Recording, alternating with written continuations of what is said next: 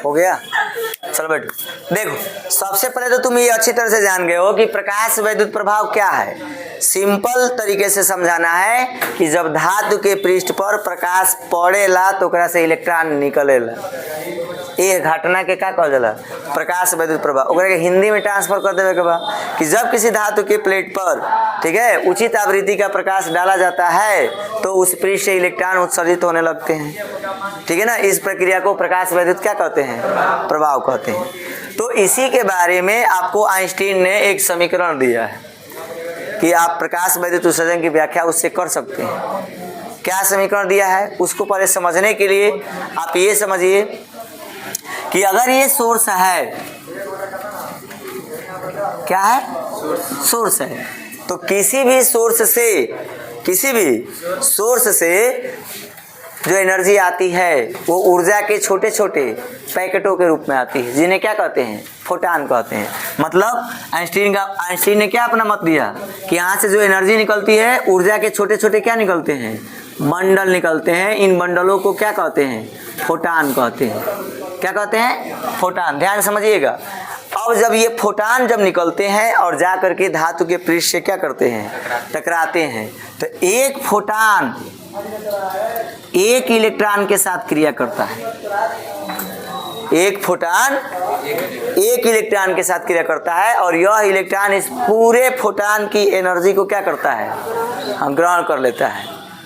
अगर इसके ग्रहण की गई एनर्जी, ध्यान समझिए लोग, इसके ग्रहण की गई एनर्जी का मान, मतलब इस फोटान के द्वारा इस इलेक्ट्रॉन को दी गई एनर्जी इसके पृष्ठ से निकलने के बराबर है, या ऐसा समझिए कि इस फोटान के द्वारा इस इलेक्ट्रॉन को मिली एनर्जी क्या करता है, तो यह इलेक्ट्रॉन उस एनर्जी का दो जगह उपयोग करता है।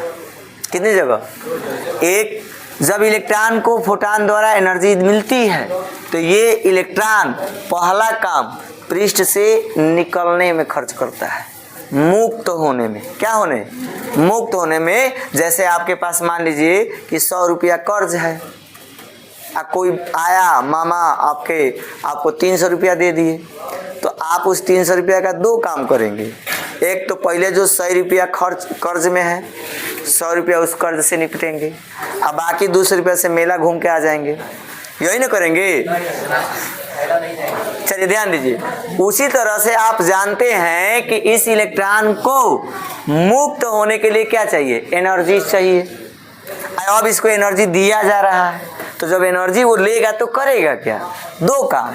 एक, पहले तो इससे मुक्त होगा, फ्री, क्या होगा, फ्री, मुक्त हो गया। अब मुक्त होने के पश्चात यदि बचता है एनर्जी तो उस एनर्जी से ये गतिमान होगा, मोशन में हो जाएगा। किस में हो जाएगा, और 12 mv² के क्या होगा, बराबर होगा। एनर्जी जो आप मिलेगी, जैसे बंदूक है तो बंदूक है तो चलाते हैं तो चलती है ना, तो काइनेटिक एनर्जी होती है। जब इसको एनर्जी देंगे तो इस एनर्जी का वो कई जगह खर्च करता है, दो जगह। एक धातु के पृष्ठ से मुक्त होने में, और दूसरा जब एनर्जी अधिक होगी तो उस एनर्जी से वो क्या हो जाता है, मोशन कर देता है, गतिमान कर देता है। जो एनर्जी किसके रूप में मिलती है, काइनेटिक एनर्जी 12 mv² के रूप में मिलती है। समझ में आ गया। तो आप ये दो चीजें समझ में आ गया कि जब इलेक्ट्रॉन को एनर्जी मिला तो दो जगह खर्च करेगा। मुक्त होने में जो एनर्जी खर्च होती है उसको हम लोग कार्यफलन के नाम से जानते हैं, पढ़े आप लोग। मुक्त होने में जो एनर्जी क्या होती है, खर्च होती है, उसको हम किस नाम से जानते हैं, कार्यफलन के नाम से जानते हैं। अब बचती हुई एनर्जी किसके रूप में मिल जाती है, काइनेटिक एनर्जी।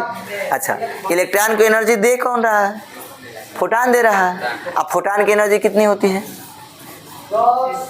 h/nu होती है कि नहीं होती है। इसका मतलब यह एनर्जी कई जगह खर्च हुई, दो जगह, एक इसमें और एक इसमें, और इन्हीं को संतुलित कर देंगे, समीकरण बन के क्या हो जाएगा, रेडी हो जाएगा। समझ में आ गया। और ये कितना नंबर दे के जाएगा आपको, 4 नंबर। समीकरण में आपको क्या क्या लिखना है, किसी भी प्रकाश स्रोत से प्रकाश ऊर्जा के छोटे छोटे पैकेटों के रूप में निकलता है, जिसे क्या कहते हैं, फोटान कहते हैं। जब फोटान धातु के पृष्ठ से क्या करता है, टकराता है, तो अपनी संपूर्ण ऊर्जा अपनी संपूर्ण ऊर्जा, ध्यान से देखना, किसी एक इलेक्ट्रॉन को देता है। किसको देता है? एक इलेक्ट्रॉन को देता है। इलेक्ट्रॉन प्राप्त ऊर्जा का कुछ भाग पृष्ठ से क्या होने में, मुक्त होने में, और शेष भाग गतिज ऊर्जा के रूप में क्या करता है, खर्च करता है। अगर यह मान लिया जाए कि धातु के पृष्ठ पर न्यू आवृत्ति का हम क्या करते हैं, प्रकाश डालते हैं, अतः तो जब न्यू आवृत्ति का प्रकाश डालेंगे तो जो फोटॉन की ऊर्जा है कई जगह खर्च हो रही है, 2 जगह। एक मुक्त होने में जो ऊर्जा खर्च होती है उसे कार्यफलन कहते हैं, और दूसरी एनर्जी काइनेटिक एनर्जी मिल रहा है। तो ये बताओ कि फोटॉन की ऊर्जा किसके बराबर होती है? H इंटू न्यू के बराबर होती है। और कार्यफलन किसके बराबर होता है? फाई 0 के। और गतिज ऊर्जा, अब यहाँ से हाफ mv² का मान निकाले हैं, तो हाफ mv² का मान निकालोगे तो फाई 0 प्लस में है ना, इधर आएगा तो क्या होगा? तो बताओ तो कितना होगा? H new minus phi 0।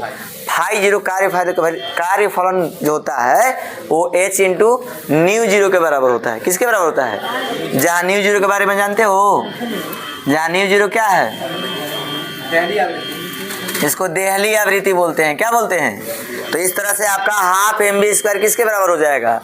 H new minus phi naught का मान कितना हो जाएगा? H into new 0। इन दोनों में क्या कॉमन दिख रहा है जी? H कॉमन ले लिए, न्यू माइनस कितना हो गया? न्यू 0। इसी समीकरण को क्या कहते हैं? हाँ, आइंस्टीन का प्रकाश वैद्युत समीकरण।